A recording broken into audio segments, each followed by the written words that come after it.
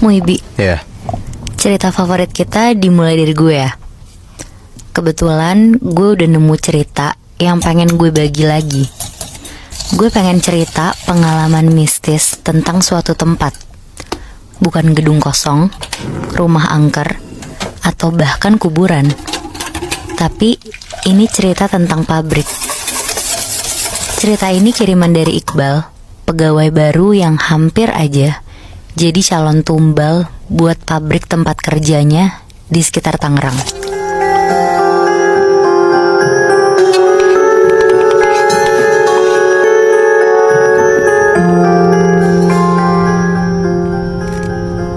Wibi, ya.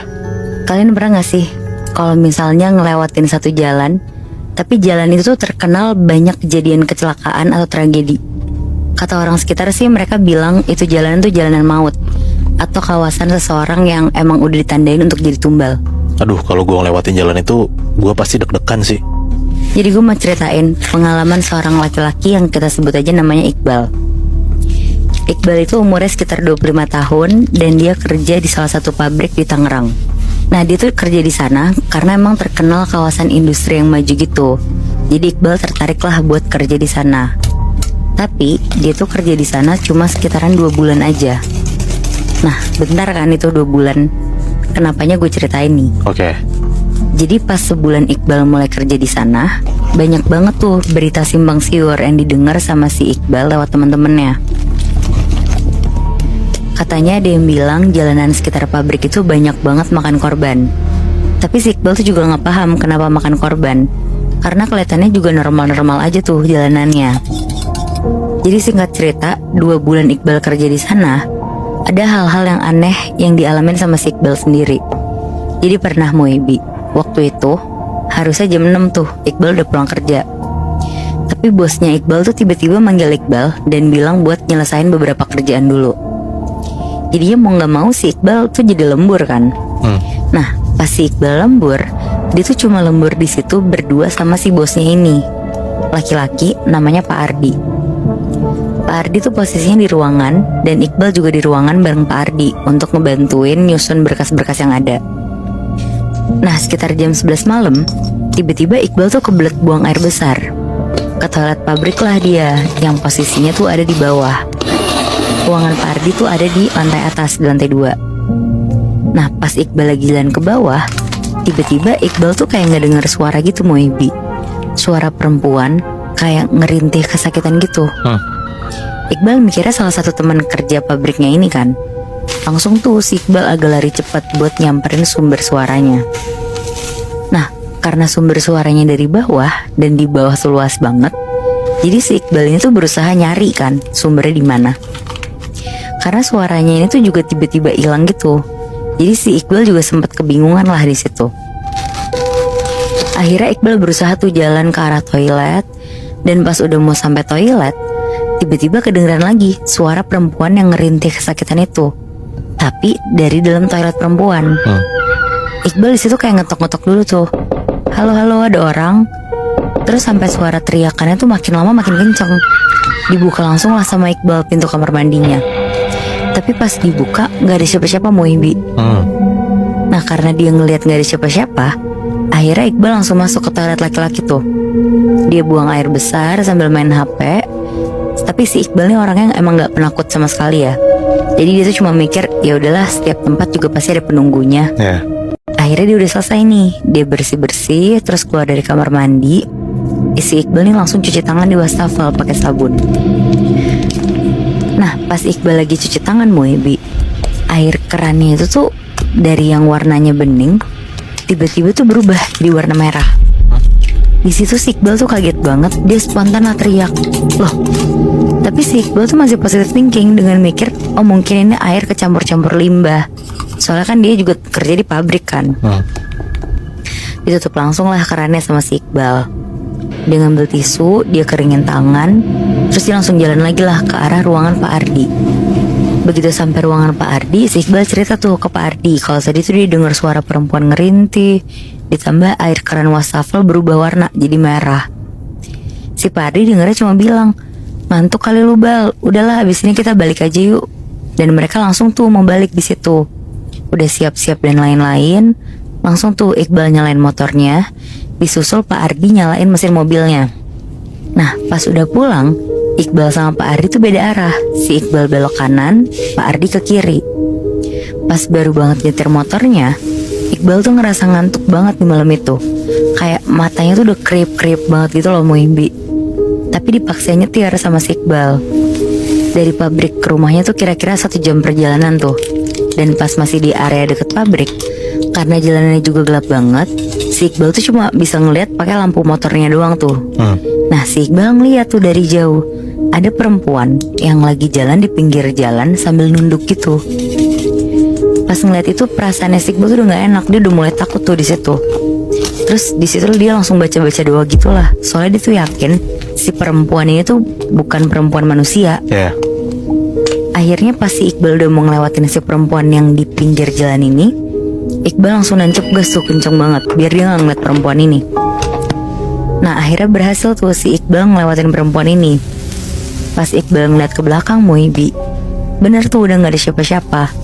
Sampai akhirnya Iqbal kayak ngehela nafasnya, terus sambil ngeliat ke depan, ternyata sosok perempuan yang di pinggir jalan itu tuh ada lagi di depan Iqbal Muibi. Buset. Jadi kalian bayangin deh sepanik apa si Iqbal rasanya di situ. Langsung lah si Iqbal cepet-cepet tuh buru-buru dia ngegas lagi, tapi keulang-ulang lagi Muibi. Iqbal kayak nggak nyampe-nyampe dan balik lagi ke perempuan itu. Akhirnya setelah ada kali Iqbal 10 kali keulang kayak gitu, dia turun tuh dari motor. Dia jalan sambil bawa motornya dan berusaha nyapa si perempuan ini. Pas Iqbal mau nyapa perempuan ini, dengan ketakutannya dia banget, dia tuh sampai gemetar gitu loh suaranya. Terus nyapa, "Misi mbak." Pas Iqbal ngeliat sosok perempuan ini, ternyata sosok ini tuh mukanya hancur Muibi. Oh shit. Dia nangis-nangis ke Iqbal sambil teriak-teriak. Dan di situ Iqbal tuh cuma bisa langsung lari bawa motornya dan cepet-cepet naikin motornya terus ngegas kenceng. Dan alhamdulillahnya sih dia lolos, terus dia bisa pulang. Nah, besokannya pas masuk kerja, Iqbal langsung cerita tuh ke teman-temannya dan dia bilang kalau dia tuh udah gak mau lembur lagi. Tapi ya gimana ya, di malam itu si Pak Ardi tuh masih ngebutuhin si Iqbal. Dan mau gak mau si Iqbal ya jadi lembur lagi di malam itu.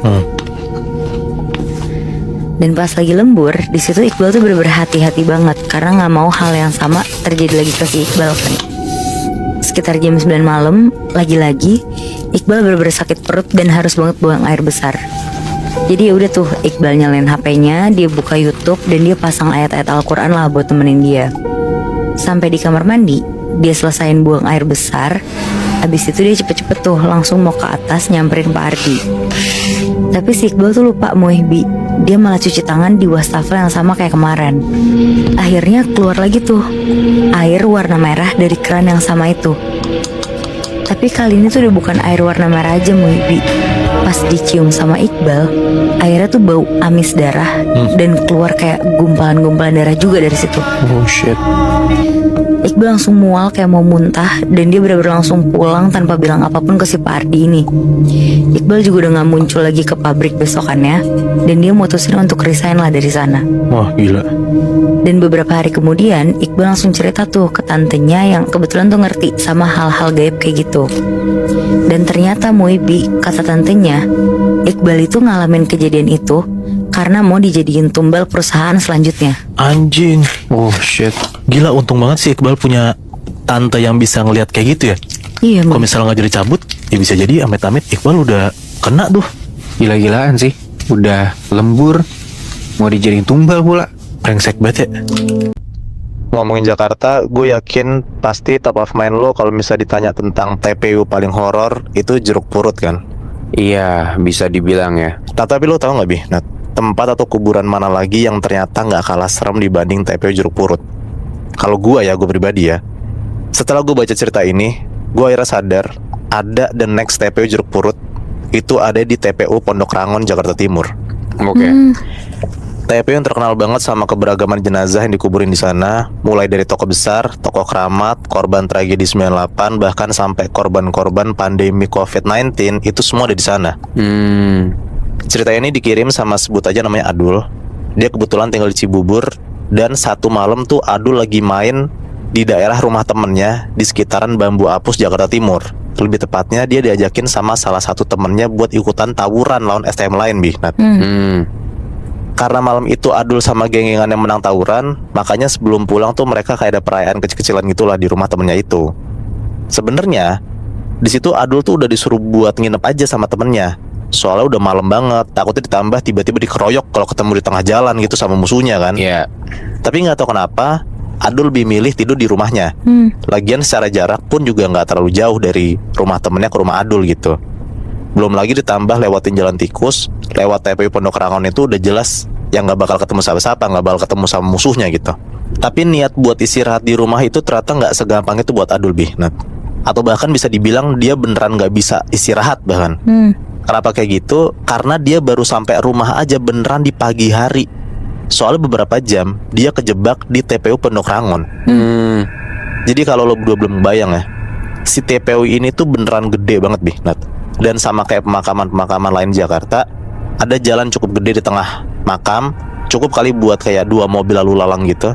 Dan kebetulan juga jalanan makam ini tuh emang sering jadi jalan tikus buat orang-orang yang emang tahu-tahu aja gitu. Salah satunya si Adul. Sebenarnya ini bukan pertama kali si Adul lewatin jalanan Pondok Rangon ini, tapi nggak tahu kenapa malam ini nih jadi malam yang paling serem gitu buat Adul. Adul bener-bener sendirian lah di malam itu. Adul pernah dengar juga sebenarnya ada cerita yang bilang biasanya kalau lewatin TPU malam-malam di Pondok Rangon itu disuruh hati-hati, soalnya sering ada yang semacam quote unquote ya ngelemparin tanah makam gitu. Dan ternyata itu bukan cerita bohong, Bi. Pas Adul lagi jalan pelan-pelan, tiba-tiba dia ngerasain ada semacam tanah yang sengaja dilempar ke kaca helmnya dia. Padahal di situ Adul tuh udah kayak permisi gitu loh buat ngegas motornya. Tanahnya tuh dilemparin kok malah makin banyak, sampai akhirnya Adul tuh kesel. Padahal dia bukan yang pengen nantangin gitu loh. Pas Adul coba ngelap kaca helmnya, dia ngeliat dari jarak jauh ada sosok kayak bayangan cowok, gede, tinggi, kulitnya putih pucat. Terus cara pakaiannya emang kayak pakai kaos, terus kayak pakai jas almet gitu. Secara gerak sih kayaknya orang itu yang lagi ngelempar sesuatu ke arah Adul. Kesel lah si Adul kan. Pas udah mulai bersih, bukannya malah ngelanjutin perjalanannya, si Adul ini malah mau nyamperin ke sosok cowok itu. Bahkan Adul tuh sampai standarin motornya, terus ngajak jalan buat kayak ngajakin ribut gitu loh, ngapain ngelemparin tanah ke gua gitu. Iya. Nah tapi bukan sosok cowok tadi yang ditemuin. Makin jalan lebih dalam, si Adul itu tuh malah ketemu sama pohon gede banget di tengah makam. Kalau secara arah tuh berarti di arah sisi barat makam lah. Nah nggak tahu kenapa, di sini untuk pertama kalinya hawanya tuh beneran berubah gitu. Adul yang awalnya pede banget tuh berani buat nyamperin orang itu, tiba-tiba dia kayak kikuk gitu. Iya. Terus pelan-pelan ada kayak serak gitu. Kayak ada suara sesuatu gerak di rerumputan. Dan itu cepet banget, Bi. Pas Adul nyari sumber suaranya pun juga nggak ada siapa-siapa. Dedaunan di pohon depannya pun juga kayak gerak-gerak sendiri, padahal nggak ada angin sama sekali. Dan di antara dedaunan pohon itu Adul ngelihat bahkan ada kayak semacam karung gede gitu ngegantung di salah satu ranting. Buat gambaran ya, itu tuh kayak ada karung-karung yang ngebungkus buah pohon gitu, Bi. Tapi gede banget. Iya, kayak buat duren gitu ya. Iya. Cuma ini gede. Dan yang tadi gue bilang, itu tuh nggak ada angin, nggak ada hujan, tapi si karung tuh kayak goyang maju mundur gitu. Adul masih anteng doang tuh ngeliatin si karung gede itu yang lagi ngegantung. Terus nggak selang lama, tiba-tiba si karung gede itu jatuh, Bi. Bruk gitu, persis di depan Adul. Awalnya nggak ada yang aneh nih di karung itu, tapi kok tiba-tiba ada semacam kayak hembusan angin gitu dari dalam karung. Nih lo kebayang nggak? Jadi kayak kesannya ada orang kayak disekap gitu loh. Nah sama Adul disenggol lah pelan-pelan tuh pakai kaki si karungnya itu. Pas disenggol-senggol bukannya bangun, tapi kata si Adul ini tiba-tiba dari karungnya tuh kelihatan muncul warna merah gitu, Bi. Merah sampai akhirnya si Adul sadar merahnya tuh merah darah. Dan karungnya tuh gerak-gerak maju mundur pelan-pelan. Panik lah di situ si Adul kan. Bayangin aja masa kayak ada orang ngide banget buat nyekap orang di karung goni, terus ditaruh di atas pohon gitu biar jatuh, kan nggak mungkin kan. Adul mulai tuh mundur pelan-pelan, dia takut kenapa-napa. Dan pelan-pelan si karung itu tuh kayak ngebuka gitu, kayak ada kepala yang keluar dari dalam karungnya, Bi. Pelan-pelan dilihatin nih sama Adul. Kalau dari bagian atas ya, rambut sih normal aja kayak cowok pada umumnya. Tapi makin nongol sosok itu ternyata nggak ada mukanya, Bi. Nah, sosok itu rata, Anjir. mukanya keluar sampai setengah badan dari karung itu. Pakaiannya sama kayak sosok yang tadi Adul lihat sebelumnya, pakai kaos kotor sambil ditutupin sama kayak jas alma mater gitu. Tapi bagian tag nama dan dadanya tuh kosong, nggak ada namanya sama sekali. Adul langsung tuh lari balik ke motornya, terus langsung tancap gas tuh buat balik ke rumahnya. Tapi di sepanjang jalan perjalanan dia cabut, Adul tuh hampir ngelihat banyak banget sosok yang mirip kayak gitu, Bi. Nah, jadi kayak emang jumlahnya banyak gitu loh, tapi wajahnya sama-sama rata. Pada lalu lalang gitu, kayak tanpa arah, geraknya cepet, kayak jalan tapi campur sama jinjit. Terus ada yang terbang, dan satu sama lain tuh kalau ketemu tuh tabrakannya tuh kayak tembus gitu loh, Bi. Bukan nabrak beneran nabrak gitu. Makin yakin tuh Adul kalau itu ternyata tuh dia lagi disengin sama setan. Terus satu persatu kayak masuk nembus gitu ke makamnya. Terus entar keluar lagi tuh. Jadi bayangin aja, kayak ada sosok-sosok ini tuh kayak keluar masuk pindah-pindah makam kuburan gitu loh. Itu aja terus. Pas tipis-tipis diintip sama Adul ke arah pemakaman, di setiap batu nisan itu ternyata nggak ada keterangan namanya, Bi. Nah, di situ cuma ada tulisan korban tragedi 98. Jadi kayak nemu nih persamaannya. Makam-makam itu kan nggak ada identitasnya. Terus tadi juga ada sosok-sosok mukanya tuh rata dan pakai jas almet gitu pun juga nggak ada namanya. Jangan-jangan ya ini emang sosok-sosok yang nyerupain korban tragedi itu, yang emang kebetulan lagi nyari buat tempat peristirahatan. Udah tuh pokoknya si Adul cuma bisa coba tancap gas motornya kenceng banget. Dan dari jauh pun udah kelihatan pintu buat keluar pemakaman itu. Adul mulai tenang lah di situ. Tapi baru juga mau nyampe ke pintu keluar, tiba-tiba dari gerbang keluar muncul sosok cowok tinggi kayak pakai pakaian seragam SMA, tapi beneran full ada darahnya ngucur dari kepala gitu, Bi. Nah, Anjir. pakaian itu serba merah, berdiri sendirian ngehadang Adul. Tapi kali ini sosoknya nggak aneh, beneran kayak orang pada umumnya gitu loh. Nah, tapi jujur karena Adul tuh abis ketemu banyak setan, dia tuh parno. Jadi tuh dia ngelewatin si orang yang lagi berdarah itu. Terus kemudian nggak gitu lama pas ngeliat spion, Adul ngeliat tuh sosok itu bruk jatuh aja ke tanah. Pokoknya intinya dia udah ngelewatin orang itu dan dia sampai rumah di pagi hari lah, mendekati subuh. Diam-diam dia masuk rumah, langsung tuh tidur. Singkat cerita, pas siangnya Adul kebangun gara-gara dibangunin sama nyokapnya. Nyokapnya bilang, barusan ditemuin jenazah anak SMA di gerbang pintu pemakaman Pondok Rangon. Wah. Katanya meninggal gara-gara tawuran, terus sengaja ditinggal atau bakal lebih tepatnya dibuang sama teman-temannya ke makam itu, atau musuhnya yang buang ya. Pas dijelasin bentuknya dan sosoknya, Adul langsung keinget, ini tuh adalah sosok yang ngehadang dia di jalan. Dan ternyata tuh malam itu jadi kayak semacam kesempatan terakhir, quote ya, buat Adul buat ngebantu si orang itu hidup. Cuman karena Adul saking parnonya ketemu setan, orang beneran yang lagi celaka dicuekin sama Adul. Anjir. Wah, hitungannya jadi malah itu double banget sih. Iya. Udahlah didatengin sama sosok-sosok yang ya bukan manusia. Pun mau nolongin manusia juga nggak jadi. Iya. Aduh, parah sih. Moibi, Ya. buat gue salah satu sosok setan yang ngeri tuh udah pasti pocong. Soalnya setiap gue ngebaca cerita tentang sosok pocong tuh langsung bisa kebayang aja gitu ngerinya. Sama kayak cerita yang bakal gue bawain ini. Ini cerita dari sebut aja Reza, mahasiswa baru di salah satu kampus swasta di daerah Catur Tunggal, Sleman, bagian utara Jogja. Dan normalnya mahasiswa baru tuh udah pasti banyak tugas kuliah sama tugas ospek kan.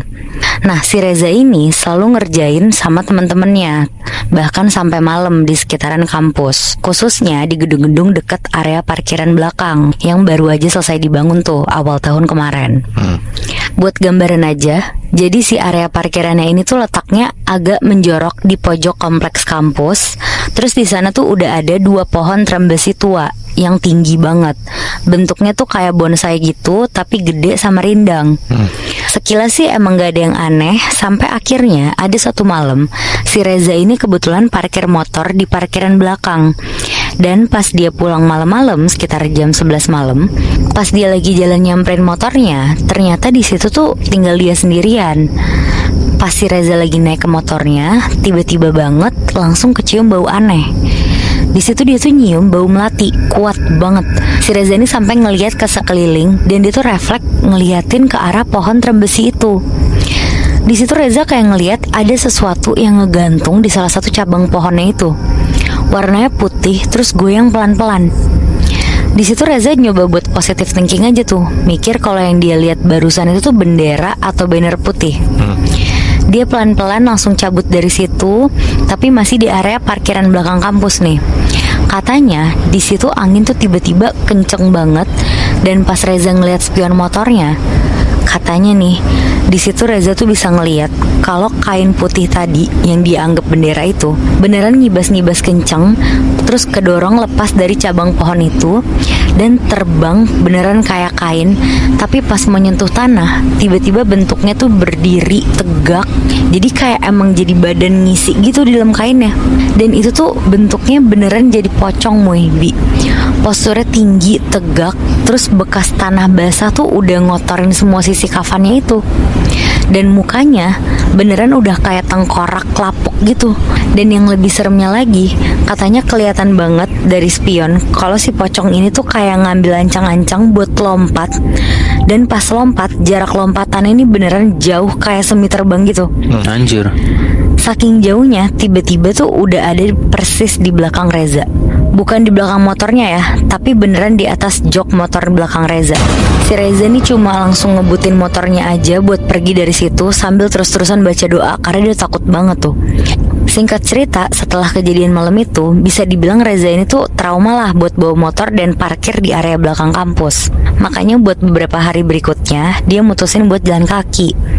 Tapi ya ternyata di hari-hari berikutnya, setiap masuk malam dan di area parkiran itu, Reza ini malah makin sering nyium bau bunga melati. Dan gara-gara ini, si Reza ini sebenarnya udah gak mau lagi lah buat lama-lama di area parkiran belakang kampus. Sampai ada satu hari, motornya Reza ini dipinjem sama teman sejurusannya dia. Dia nggak tahu salah siapa lagi di situ.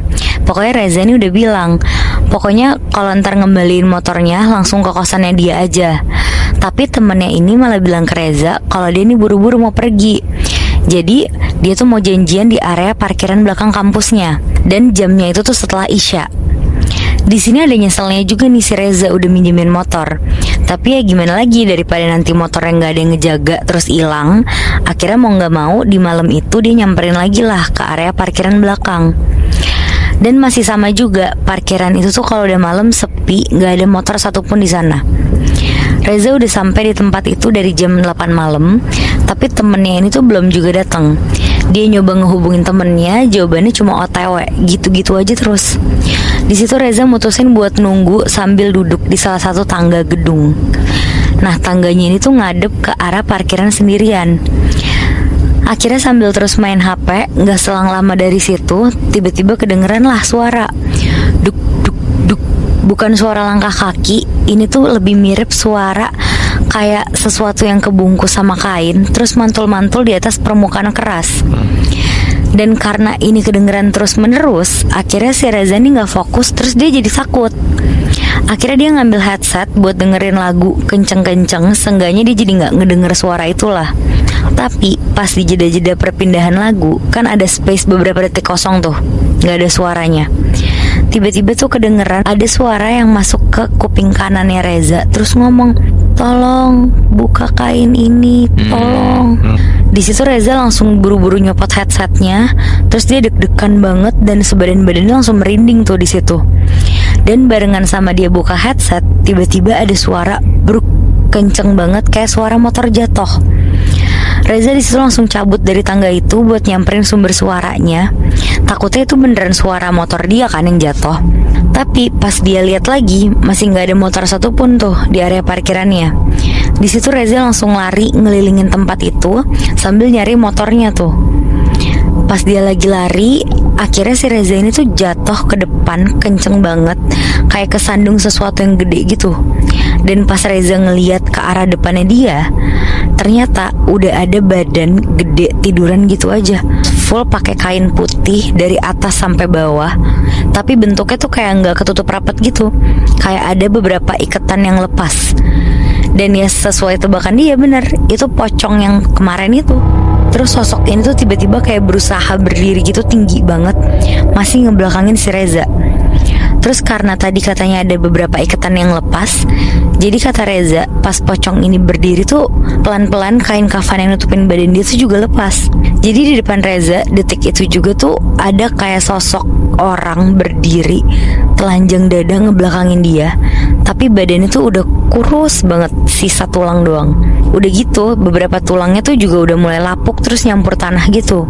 Meskipun udah gak dilapisin kain kafan sama sekali, tapi pelan-pelan sosok ini tuh tetap gerak, loncat-loncat ngejauh dari Reza. Suaranya tuh duk duk duk, mirip banget lah sama suara yang sebelumnya didengerin tadi. Terus di salah satu titik parkiran, persis di titik motor Reza parkir beberapa hari lalu, sosok ini tuh berhenti, balik badan, terus langsung senyum ke Reza. Terus di lompatan terakhirnya itu kayak kesedot aja tuh ke dalam bawah tanah. Pokoknya di situ Reza langsung lari, ketakutan, pergi balik ke kosannya aja. Motornya juga disuruh langsung taruh di parkiran aja, terus kuncinya dititipin ke penjaga gedung. Nah besok pas udah masuk kampus biar si Reza aja lah yang ngambil. Bayangin aja tuh semerinding apa si Reza di situ. Dan singkat cerita, di beberapa hari kemudian pas akhirnya masuk kuliah lagi, Reza ngambil lah kunci motornya di penjaga kampus. Di situ Reza tuh sekalian nanya-nanya lah dan cerita ke si penjaga kampusnya ini. Dan ternyata Reza tuh baru tahu kenyataan dibalik apa yang selama ini dia lihat.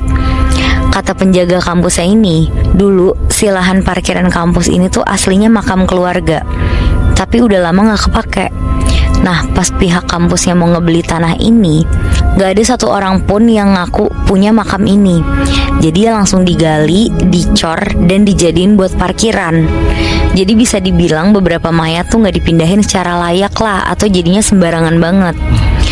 Nah ini katanya yang jadi alasan terkuat kenapa arwah mereka gentayangan.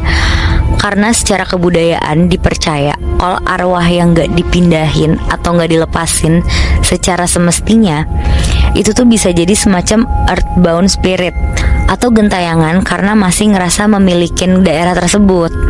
Tapi katanya cuma orang-orang tertentu tuh yang diganggu, orang-orang yang sensitif, yang dirasa bisa jadi media buat nyampein pesan dari si arwah-arwah yang udah mati di sana.